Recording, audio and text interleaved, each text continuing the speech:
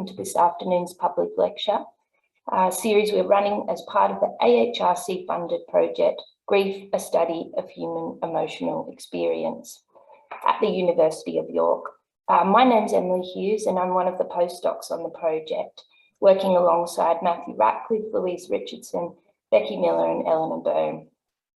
The overarching aim of this 4-year project is to develop a detailed and wide-ranging and integrated account of what it is to experience grief.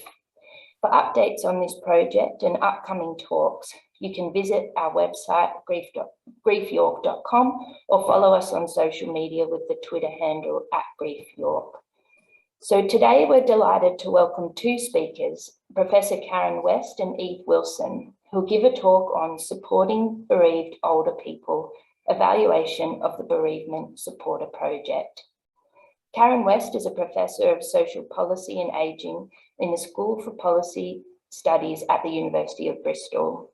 She's also a Senior Fellow of the NIHR School for Social Care Research, and her research is at the intersection of housing, care and ageing studies, and includes examining the ways in which specialist later life housing environments reproduce societal expectations of later life, including those concerned with death, dying and bereavement. Eve Wilson is a project manager for Cruse Bereavement Support and has been managing the Bereavement Supporter project for the last 5 years. She has previously worked as a commissioning officer for a local authority. Eve has over 15 years experience, both paid and voluntary, working with communities, older people and a range of charities, including a local bereavement charity. So this afternoon's lecture will run for approximately an hour with around 15 to 20 minutes afterwards for questions. So please note that the talk will be recorded, but the recording will stop before question time. So with that, I would like to warmly welcome Karen and Eve to speak with us. Thank you. Thanks very much. Great, thanks Emily, and thanks so much as well for inviting us to talk to you today about the evaluation. Just like to say sort of good afternoon to everybody and lovely to see so many faces. Thanks for joining us today. So we look forward to presenting for you and also taking your questions later. So firstly, I'm just going to try and share my screen so we can display some slides. So just bear with me a moment.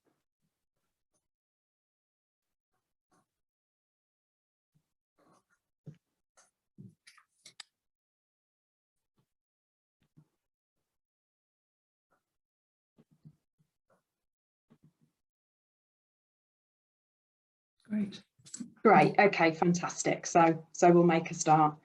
So as you're aware, we're going to talk about the evaluation of the Bereavement Supporter project. I'm Eve Wilson from Cruse Bereavement Support.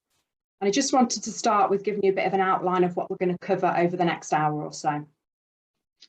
So firstly, we're going to provide some background and context to the project and talk to you about the work that we've been doing. Karen's going to talk a little bit about some of the conceptual frameworks as well that sit alongside the evaluation. And then we're going to have a discussion about the evaluation findings and learning. So initially we'll have some presentation slides and then we're going to go on to have a conversation. So it'll be a mix of slides and not slides as well. So if anybody isn't able to really see the slides clearly, don't worry because there'll be a kind of discussion point as well. We'll be talking about grief and bereavement.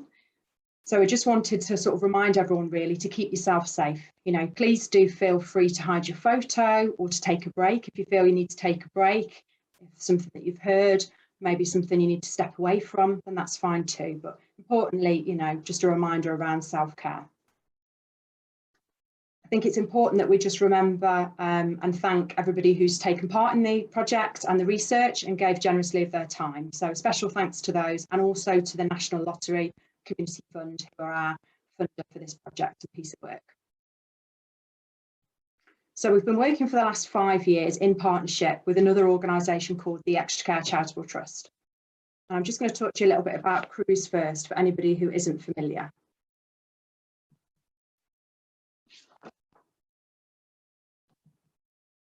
So Cruse Bereavement Support, we're the largest national bereavement charity in the UK. We directly support over 60,000 people, bereaved people a year, through phone support, face-to-face support, and we also do group support. We have a universal offer. So we have a free national helpline. We have a website with lots of information and advice, and we have a web chat where people can log on and talk in real time to a bereavement counsellor. And we deliver some of these services through our amazing team of over 4,000 volunteers. Most importantly, we provide support to anyone grieving following any type of bereavement, any circumstance, and any length of time after the bereavement. So I think it's important just to share some of our experiences around grief initially to set some context for the type of work that we've been doing. So we know that grief is a really universal experience. Unfortunately, it's something that will affect all of us at some point in our life. But we know from all the work we've done with grieving people that everybody is different. And in fact, everybody grieves differently. So I often describe it as like a fingerprint. It's quite unique. We'll all have our own ways of grieving. And actually each bereavement, each experience of grief might be different. And for those who can see, there's a sort of small little picture on the screen there of a straight line, which says this is how we want grief to work.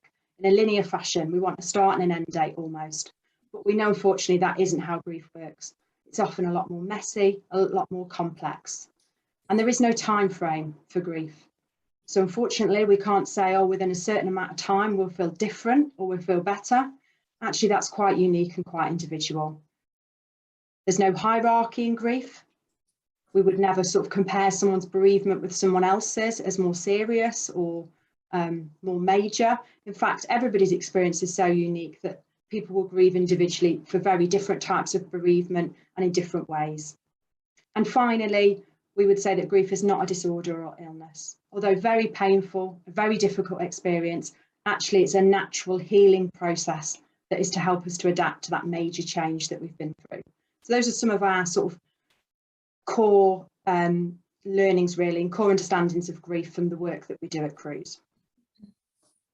So just to tell you a little bit about the ExtraCare Charitable Trust.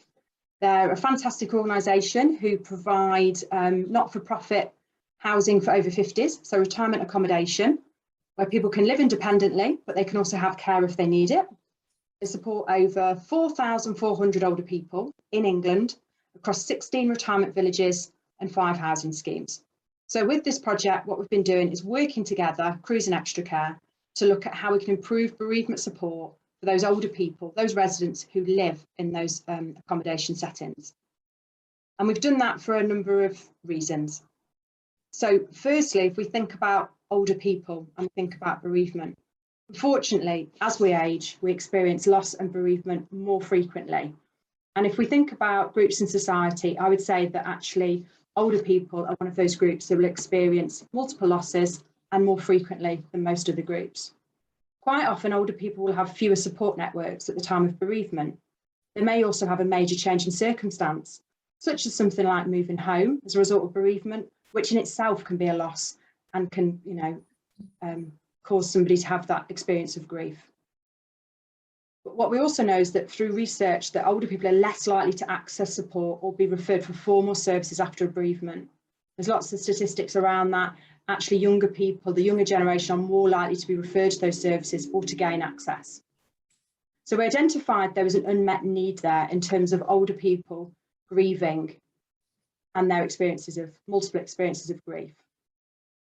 Now, while we're thinking about the setting of ExtraCare and the experience of older people, it's also important that we think about the staff who work in those environments. So these are staff who quite often will get to know residents really well, will build relationships. So quite often after the death of a resident, they could be grieving themselves. They could be experiencing grief for the loss of that person.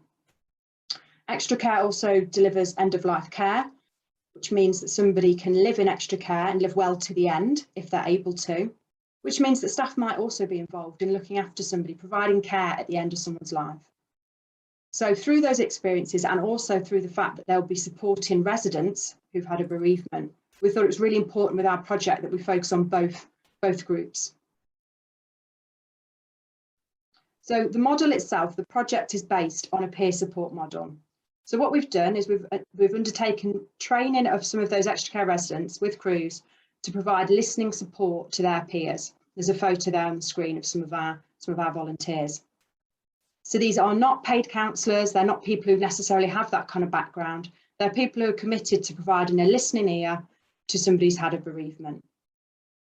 And as I said earlier, we know that older people are less likely to access bereavement support through formal services. So it's really important we look at how we could take support to residents in their own community. And this quote here, I think, sums up really nicely why and what the need is, by Sonia, who's one of our volunteers. I'll just read that out in case anyone can't see that on their screen. We're all in it together here. There is lots of grief in different forms. To know someone is there to talk openly with is a very important service here in the village. So we've attempted to create bereavement-friendly communities in each of these retirement settings. And we know from some of the information we've collected that over 1,200 residents and family members have accessed this kind of bereavement support. We know that over 1,500 residents and the wider village community have engaged with different types of activity, such as information sessions, workshops, talks, arts and poetry, to open up those conversations about grief. We've undertaken a training programme with staff to ensure that they've had staff around loss and bereavement awareness. But most importantly, what we've been able to do is remove barriers to accessing support, reduce isolation and improve signposting to services so that we know that bereaved people can access support at the right time in the right place for them. And Karen's just going to talk to you now a little bit about some of the context around the evaluation of this 5-year project. Thanks, Eve. That's great. Yeah, so I chose these pie charts here that come courtesy of my colleague, Professor Liz Lloyd, who's a specialist in older age groups.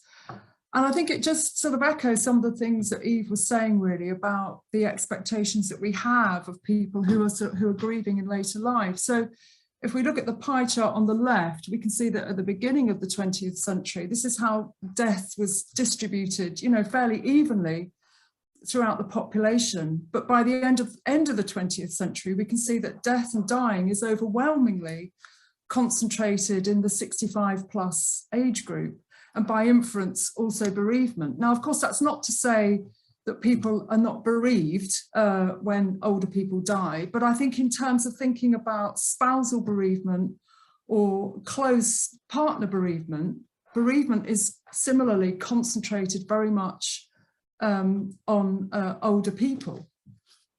So that was just one point I wanted to make.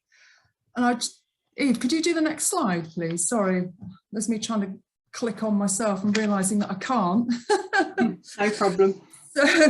So I think that gives rise to a certain sort of cultural context, which I think, is very important to understanding the kind of rollout of this programme of volunteer bereavement support within a context like ExtraCare, that's very much about, supporting people to live well to the end, but also, is very much about active aging and so on, and preventing ill health, and also, staving off the point of death and bereavement.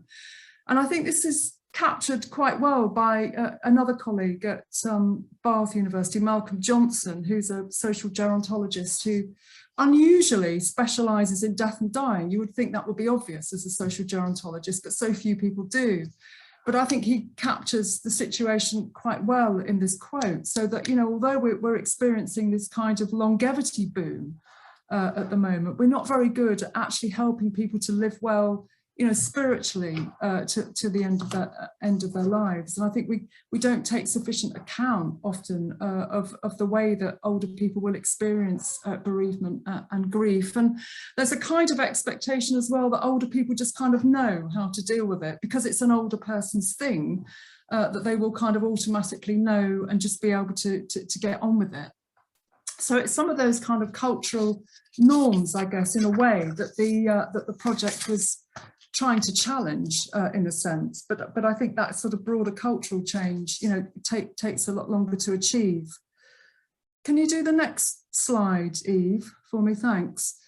And I also just wanted to say something about the sort of policy context, or the kinds of policies that are influencing the ExtraCare Charitable Trust when they embarked on this project with Cruse bereavement care. So I think for ExtraCare, they have embraced I don't know if people are familiar with this gold standards framework, but it's a framework, I suppose, that kind of superseded the Liverpool Care pathway, but it's a voluntary accreditation program to help organisations like ExtraCare make sure that they really are attending to people's needs until the very end of their lives, which of course includes bereavement as well as, as thinking about palliative care. It also includes bereavement. And, often people in later life, can become very isolated if they experience a bereavement in a context like a retirement village. They don't have anybody to talk to about it, perhaps, withdraw behind closed doors, end up becoming socially isolated, which then has a knock-on effect on their health and well-being. So that's something that, the ExtraCare Charitable Trusts are very mindful of. And want to counter, partly through things like the programme with Cruse. I think what we're also seeing generally is a kind of move towards thinking in terms of compassionate communities, or the so-called public health approach to end-of-life support. And again, we typically think of this in terms of like palliative care, and the idea is that death and dying and palliative care is not just an issue for kind of individuals within the confines of their families, nor, just the business of specialist hospices and so on, but it should actually be dealt with in communities, that death and dying and bereavement by extension is everybody's business, and communities should be involved in supporting people going through those processes.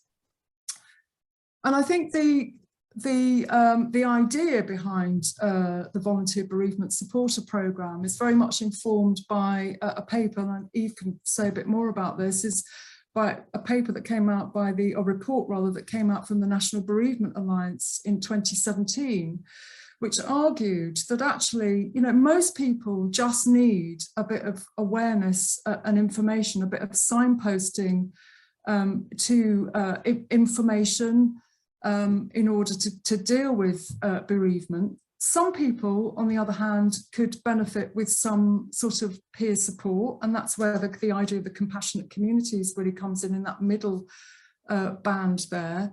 But in actual fact, it's very few people that would require sort of intensive specialist support, talking therapies and the like. So I think really where the Volunteer Bereavement Supporter programme sort of fits is in that middle band there. It's helping and enabling and facilitating communities and peers to support each other through bereavement. I think that's all I wanted to say, Eve. So the next slide, I think it's just our contact details. Great, thanks, Karen. Yeah, those are our contact details, because we're going to end the presentation slide shortly. So just wanted to give people the chance to take our details down if they'd like to.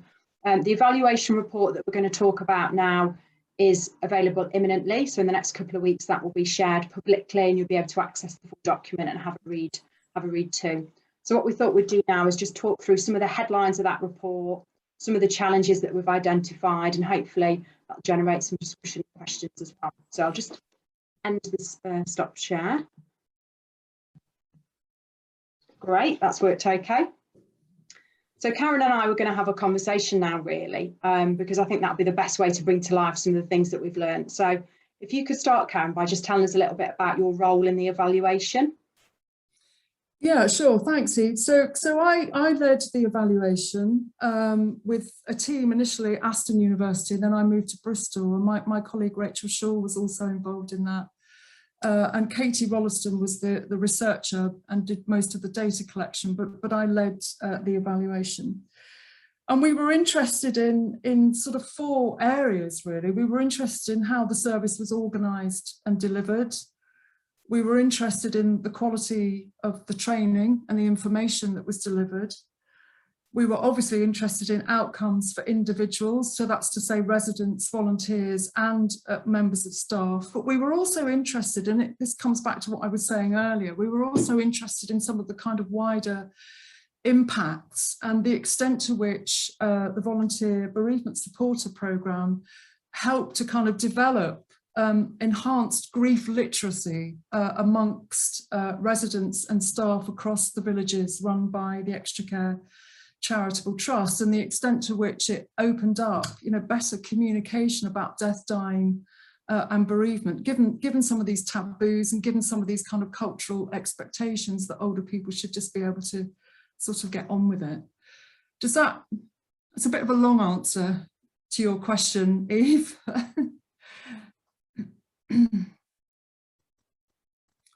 Oh, I can't hear you, Eve. I think you're muted. Yeah. Sorry. I was just going to say, do you think there was any challenges there in terms of the evaluation and the kind of data collection side of the evaluation?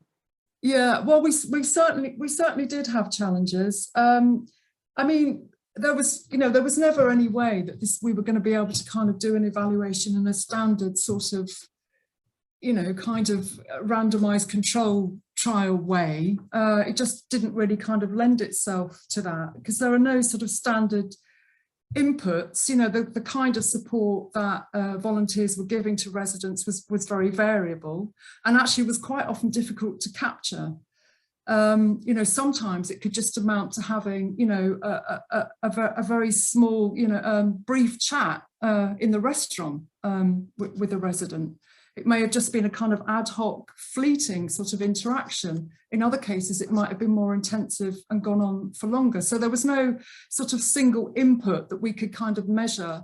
And in terms of outcomes, similarly, very difficult to pin that down, because people had different perceptions of the benefit that they'd had from that volunteer input. So it's quite tricky in a way. So we opted for a sort of case study methodology and a qualitative approach to the evaluation, so that we could kind of look at the benefits for a range of different stakeholders. So that's the residents and their experience of volunteering at the level of staff, but also obviously also for those who had received the bereavement support. Another huge, I should say that we had a case study methodology as well. So we chose 4 of the sites in which the programme was originally implemented, and those were 4 of the ExtraCare villages in Birmingham, because we felt that it was also important to understand some of the kind of organisational context within which this programme was being rolled out. So there were some challenges to the evaluation at the best of times, but then of course COVID came along, which was a huge challenge to the evaluation, and it actually meant that we weren't able to follow up, because we'd had designed a kind of longitudinal programme and data collection, but that was curtailed somewhat. We weren't able to go back to some of the support recipients because of COVID, nor the staff. But what we were able to do, we were fleet of foot, I think it's fair to say, and we actually benefited from some extra funding from the University of Bristol as well as Cruse itself, and we were able to mount a diary project throughout COVID, throughout the first 6 months of COVID, in which the resident bereavement supporters diarised their experiences and told us about the kind of support that they were giving to other residents, and also were able to kind of just give us some kind of general insight about the sort of bereavement that people were experiencing, not directly because of COVID, but during the pandemic. So there were advantages and disadvantages, challenges and benefits, I suppose, to the evaluation in the COVID context. And I think as well, what you said, Karen, about the difficulties collecting data, is we did find that some of the volunteers themselves didn't always acknowledge that they were actually providing support. So when they were having informal conversations, or they were doing a telephone check-in with someone, or they'd go and visit someone after a bereavement, they themselves weren't acknowledging that was any kind of valued support, when absolutely it was. Like I said earlier, it was about support at the right time in the right place, so it absolutely was valid and was very, very important. And I think during COVID, being able to use that diary methodology really helped to bring some of that kind of those nuances out, because previously we tried to ask people to record data, They didn't feel able to do that, didn't feel able to recognise that what they were doing was support. But using the diaries really brought out that kind of rich, detailed accounts of what people were genuinely doing on a daily basis and how they were self-organising as well, Karen, you know, how they were organising themselves without any staff input as such. Absolutely, absolutely. So the staff across the villages were very challenged, right? They were completely run off their feet.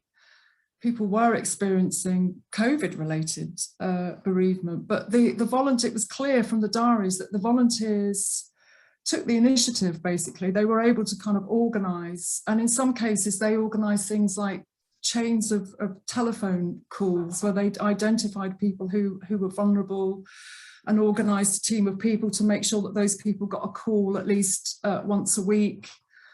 They provided, you know, very, very practical forms of support in terms of like making meals for people and so on, as well as just being available to give appropriately socially distanced face-to-face support, but also, you know, switching the kind of face-to-face support that they would normally give into telephone support. So they really did take the initiative, and I think they supplemented really the kind of, you know, the professional care that people would normally expect in the villages, because the staff just weren't as available.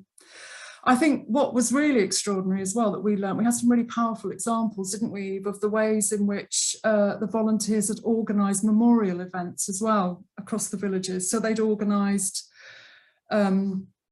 a funeral cortege to pass through the village, and they printed up eulogies and sang hymns and so on and so forth, which was really quite remarkable in a way, because I guess one of the things that we sort of noticed in the villages, and again it goes back to this kind of culture around death, dying and bereavement, was that the residents were often, you know, quite excluded when somebody dies in the villages. It's, you know, it's often the residents' families who get to know about it first. Residents aren't always informed, and they might be invited to the family funeral, but they don't have an opportunity to really kind of celebrate the life of their, you know, people who've been their friends and their close neighbours, and they've not had their own chance to kind of organise their own memorials. So actually the pandemic gave them that opportunity to do it, and it was the bereavement supporters that kind of rallied around to do that.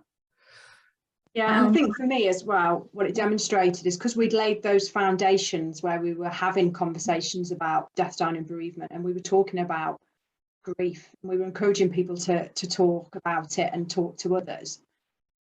That then sort of laid the foundations for that real community-based support, asset-based type community development to happen without any intervention. So almost it gave staff the opportunity to sort of step back. So normally with those types of services, there'll be somebody leading it, or like myself, project managing, but actually because we all kind of stepped back and took a step back, the volunteers took a step forward and came into that space, and it almost gave them permission to self-organise, which is exactly the right thing to do and exactly what we'd encourage communities to do.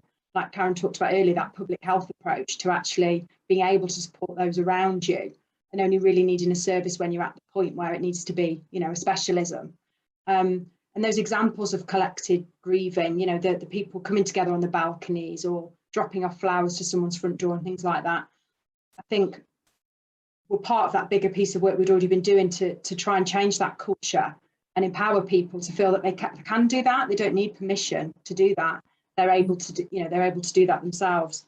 So it was I think it was a really insightful piece of work, the diary research, and I think just showed us that actually what we were doing was so needed anyway. That COVID almost showed that there was a need for what we were doing, because it had to really mobilise.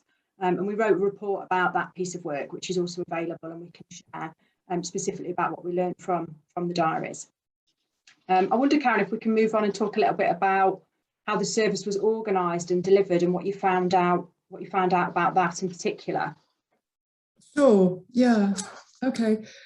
So I think at the level of this sort of high level of the organisation, the headquarters level, I think there was a high level of buy-in at the senior level into the project, and the project delivery team obviously made huge efforts to ensure that there was proper rollout across the villages. But I think in terms of the villages, I think the experience was variable. I think where there was a clear and identifiable project champion, I think the service worked well. And that project champion could act as a bridge, if you like, between the volunteers and the health and wellbeing and care staff. And the volunteers were well regarded, and they felt empowered to take their own initiative, and volunteers had the respect of the staff. But I think in certain places it's fair to say, I think, Eve, and you can comment on this, that actually the programme didn't work quite as envisaged. There wasn't quite that level of buy-in from staff, and that could be for a variety of reasons. I mean, let's face it, their care staff, like any other care staff, are really, really busy people. They're worked very hard indeed, and and sometimes these initiatives just kind of drop into their sort of work programme, and it's difficult for them to really commit to them. So I think in some cases it didn't quite work as envisaged.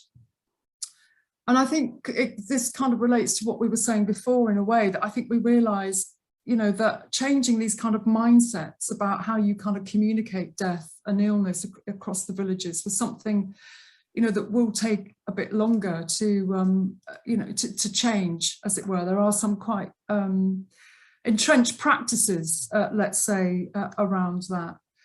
But where there was a clear and identifiable project champion in the villages, then the volunteers certainly felt valued and empowered. Where they didn't, they were sometimes a little bit frustrated that they didn't get told about the death or hospitalisation of residents that they'd been supporting, and so on and so forth, and felt that perhaps their skills and experience was perhaps slightly undervalued by the sort of professional care staff. But that, that was by no means everyone's experience.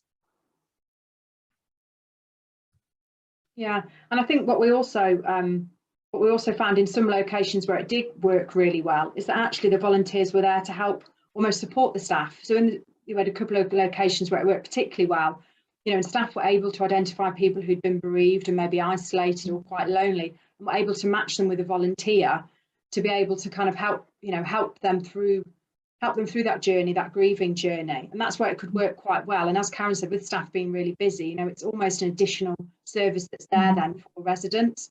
And we know from working with older people as well how much they valued having like a peer to talk to, as opposed to always necessarily a member of staff.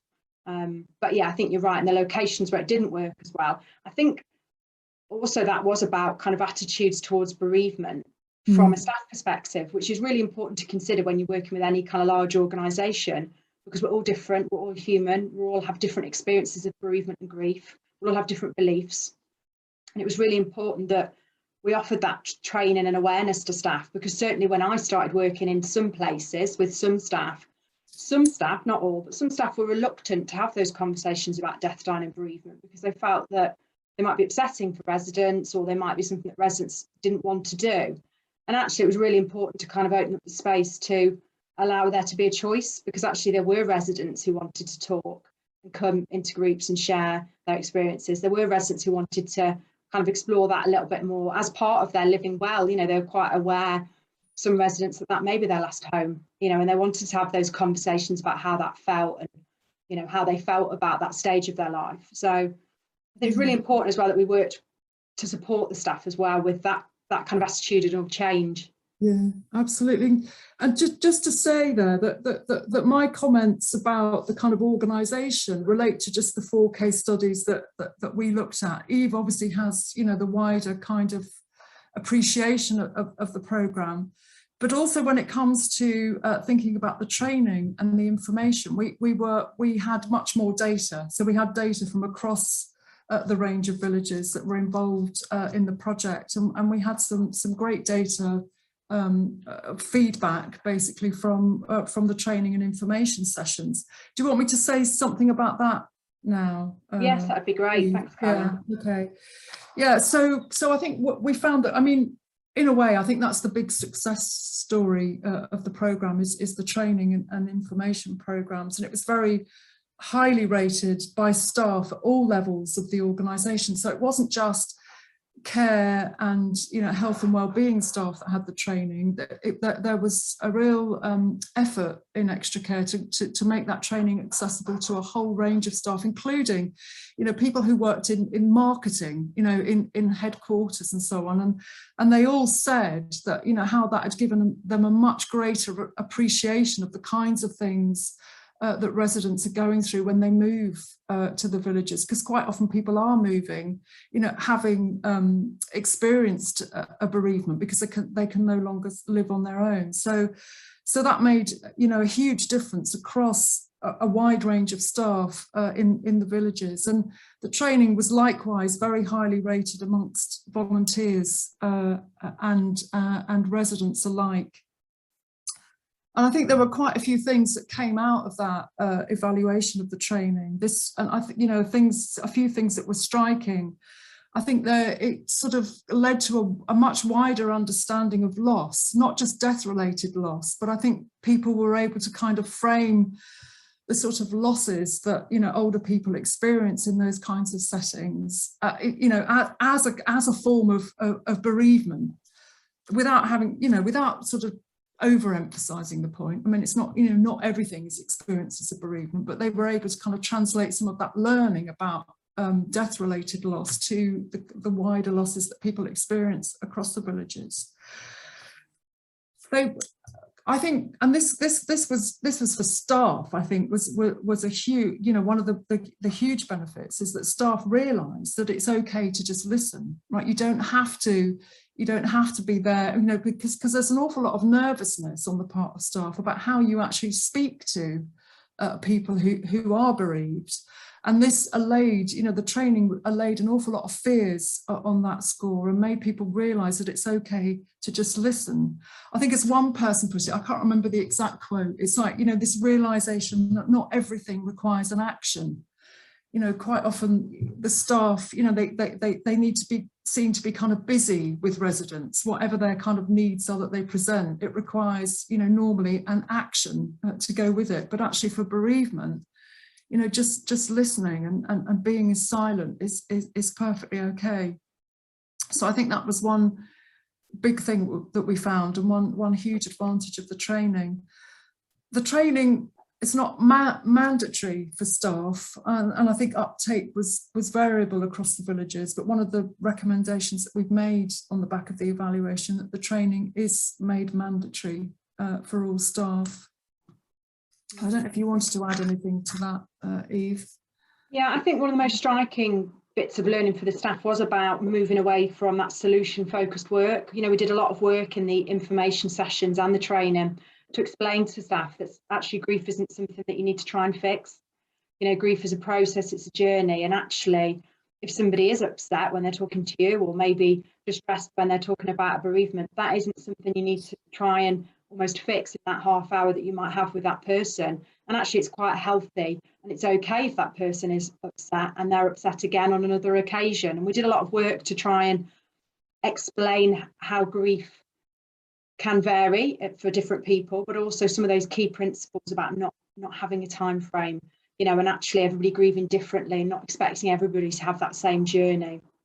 And I think what Karen said as well about people understanding loss in a bit more holistic sense was really, really helpful, because when we did the resident training, residents talked a lot about other types of losses other than death-related bereavement. So for example, they'd talk about things like, I've moved and I've left my family home of 50 years, and I've moved to a new area, and I miss my church, and I miss my doctor, and I miss the community I lived in. And that was real grief for people. They were going on a journey to come to terms with that. Maybe they miss possessions because they've moved from a family house to a smaller apartment. And although they've made that choice to move, there's still an element of loss there. And particularly residents who'd had a real change in sort of health circumstances, that loss they felt they'd been through.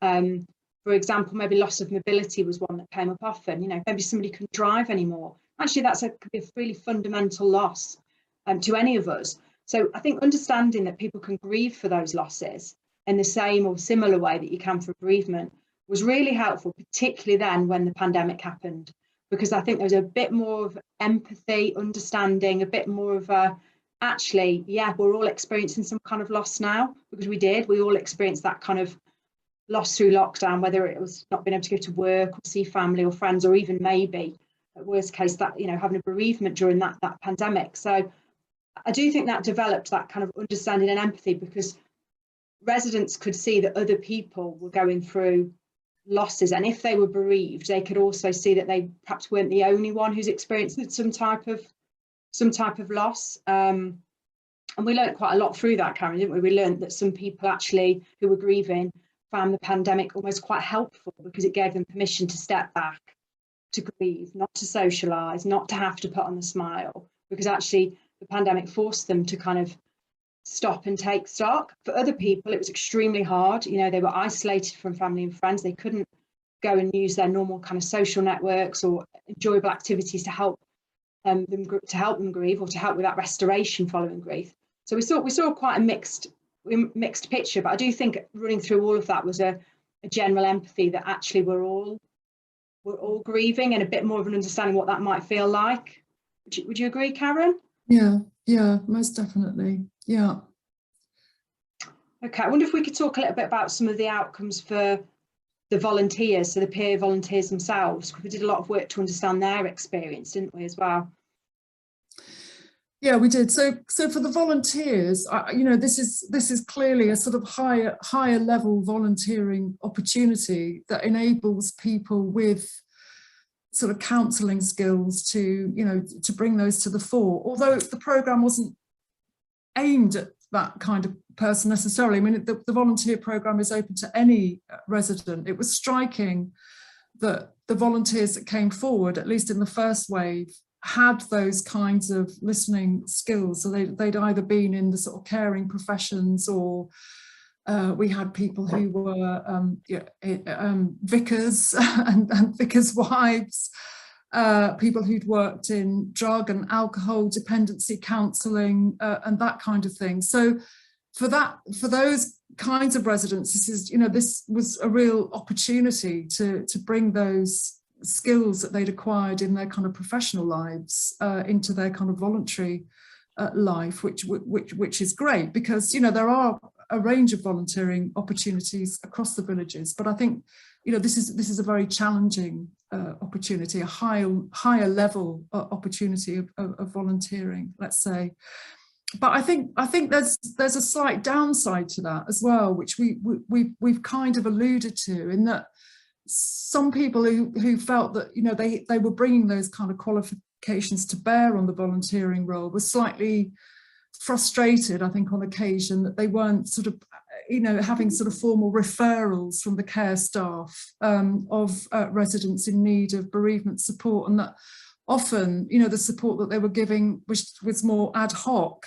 And it comes back to this point again that we made earlier, that often, you know, they saw that kind of support as maybe a little bit trivial, or not worth recording, or, you know, not quite understanding that actually it was in the nature of the programme that support would be like that often. It wouldn't be about sort of, you know, referrals in a kind of conventional sort of counselling sense. So I think there's an upside to, you know, the high level skills of the volunteers, but there's a downside as well.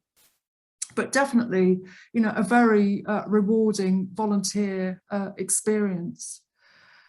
And staff, you know, clearly have benefited from this in the ways that Eve and I have already outlined. So it's not, you know, I won't repeat that here, but obviously in terms of the training that they've received, and their ability to, you know, feel comfortable about talking to residents experiencing bereavement and so on, and how to communicate with them, or even not communicate, has been a really important outcome. In terms of support recipients, I think it's fair to say that our data is somewhat more limited in this regard, partly because of the pandemic. But I think what the diaries did, albeit from the perspective of the volunteers rather than the support recipients directly, but I think the diaries indicated that the volunteer support was crucial to residents during the pandemic in the ways that Eve and I have already outlined. So the volunteers really sort of taking the initiative to look after those residents, or look out for those residents who were in need of support. But residents have quite clearly benefited, general residents, not just residents who've directly had the kind of support of a resident bereavement supporter, but residents in general who've gone to the information and awareness sessions, quite clearly state in the feedback that we've had from those sessions that they're much more aware of the issues and where to go to for support.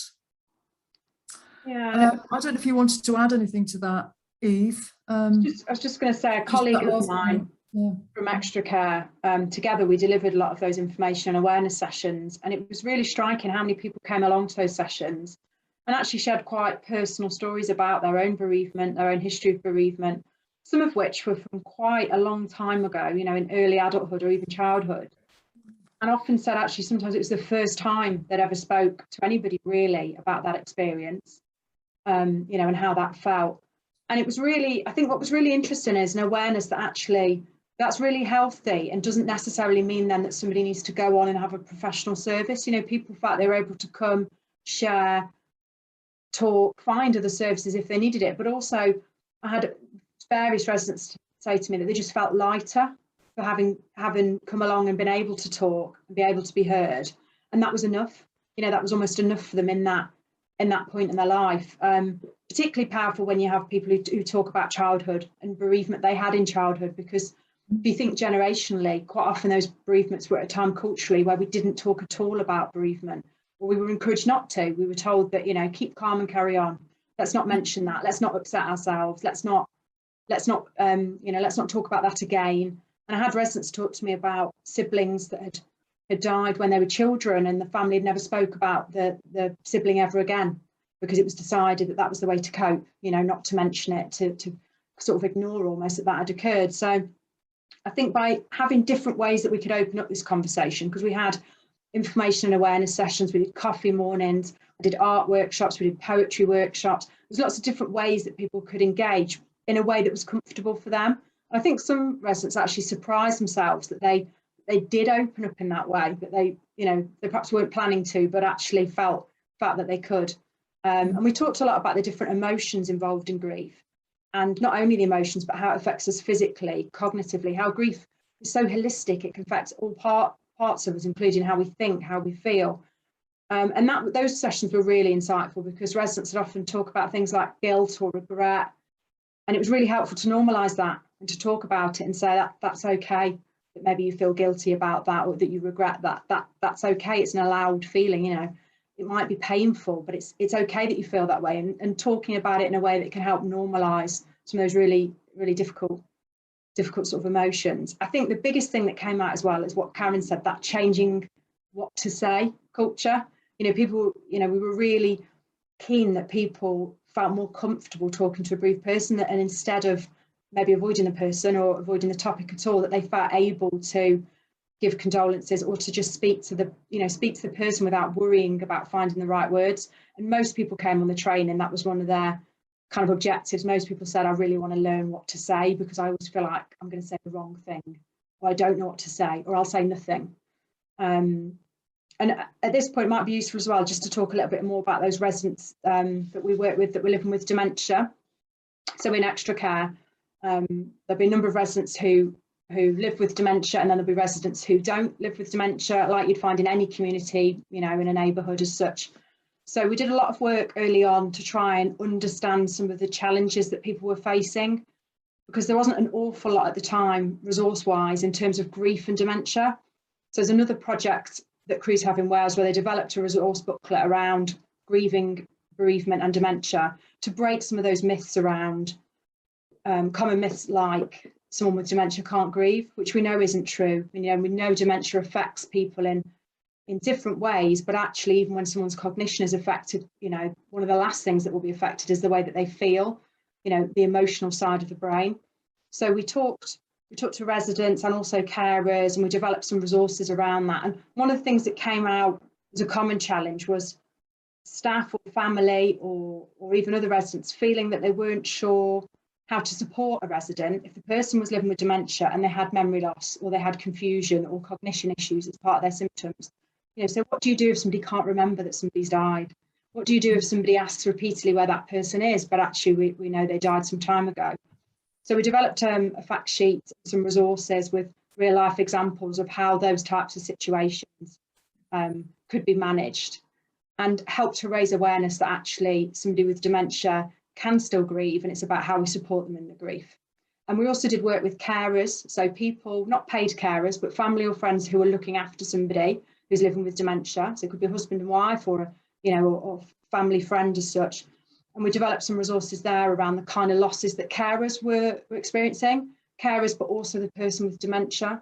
So maybe after diagnosis, maybe a loss around something like not being able to drive anymore, or maybe not being able to do certain activities together, or having to do them in a different way. And those sorts of losses, again, that can all trigger a grief reaction, but aren't necessarily related to somebody dying. So I mean, I'm quite happy to share quite a lot of any of the resources that we've developed, because we have got quite a lot of sort of fundamental information there, quite comprehensive information about dementia and bereavement, and obviously happy to take a question on that as well.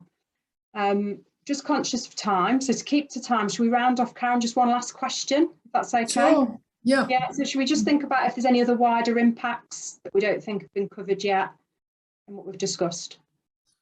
Yeah, so in terms of sort of developing grief literacy across the villages, I think, the training has obviously been hugely beneficial there, but I think it's, this is a work in progress, most definitely. We've talked about the kind of cultural context of death, dying and bereavement, and that sometimes the kind of taboos and the uncertainties and the nervousness around opening up conversations around death, dying and bereavement.